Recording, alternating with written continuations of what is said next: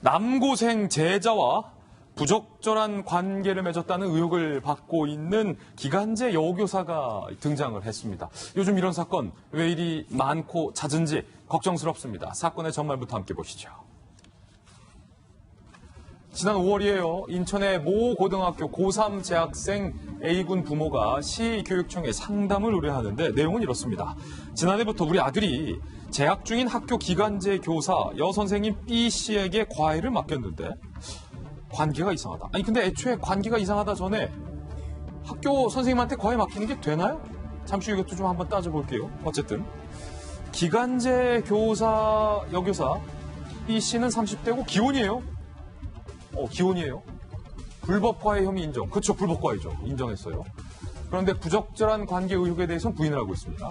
학교 측은 A씨가 혐의를 인정한 불법 과외 행위와 관련해서 서면 경고 처분을 내렸습니다.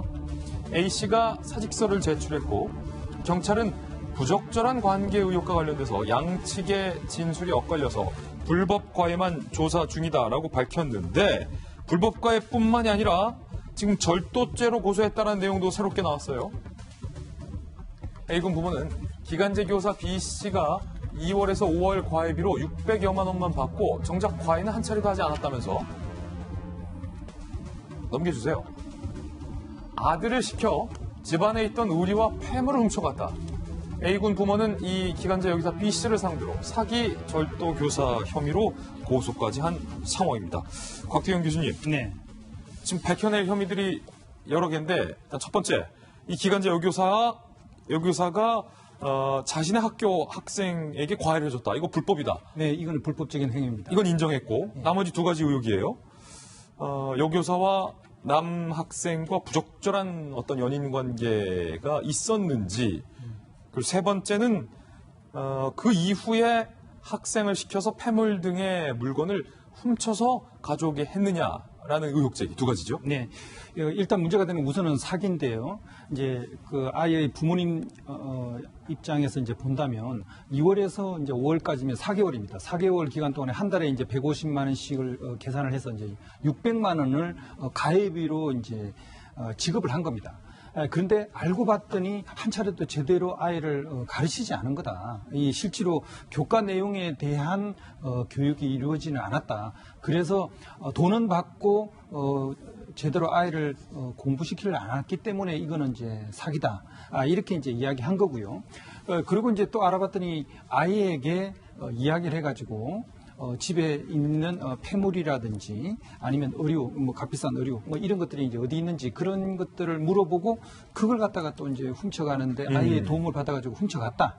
그러니까 그것은 이제 절도 행위에 대해서 시킨 거니까 절도 교사 아니냐. 그래가지고 지금 현재 사기 행위 그리고 절도 교사 행위 두 가지 혐의가 있는 겁니다. 그렇군요. 지금 경찰이 수사해야 할 부분인데 이 여교사의 남편이 해당 제자, 남학생이죠. 남학생을 또 다른 혐의로 맞고소했다는 얘기 좀 들어와 있어요. 그렇습니다.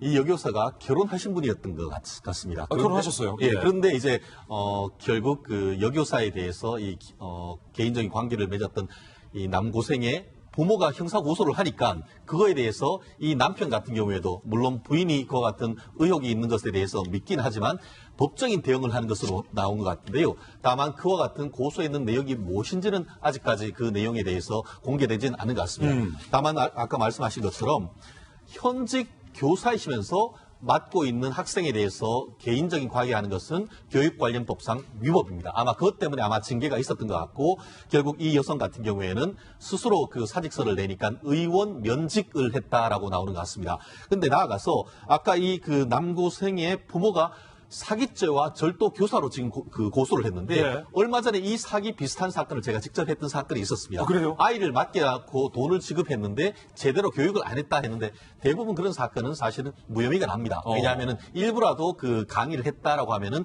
처음부터 애를 가르칠 의사나 능력도 없으면서 했다라고 보기는 어려운 거죠. 왜냐하면 학교 선생님이었고 실제로 몇 시간이라도 그 강의를 했다고 하면은 사기가 인정되기는 쉽지 않다라고 보입니다. 그렇군요.